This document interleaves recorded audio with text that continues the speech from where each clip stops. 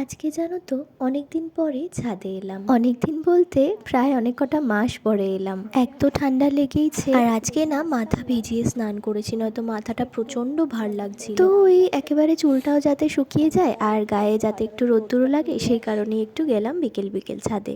আর যেহেতু আজকে অনেক দিন পরে ছাদে উঠলাম, দেখলাম অনেকে না খুব সুন্দর সুন্দর ফুল গাছ লাগিয়েছে। তবে বেশিক্ষণ আর দাঁড়ায়নি, অল্প সময়ের জন্য গিয়েই আবার চলে এসেছিলাম। তবে এখন ওয়েদারটা না খুবই খারাপ, কারণ এক মুহূর্তে ঠান্ডা লাগলে পরের মুহূর্তেই প্রচণ্ড অস্বস্তিকর গরম লাগছে। জাস্ট 2 দিন হয়েছে আমার বরেরও প্রচণ্ড পরিমাণে ঠান্ডা লেগেছিল, আর তারপরেই আমারও লেগে গেছে।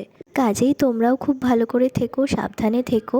আর আজকে তো তোমাদের সাথে সারাদিন কি করলাম না করলাম সেটা তো শেয়ার করতে পারিনি, তো কাল থেকে চেষ্টা করব রেগুলার ভ্লগগুলো দেওয়ার।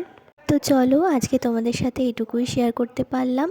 দেখা হচ্ছে পরের ভ্লগে। ততক্ষণের জন্য সবাই খুব ভালো থেকো। টাটা।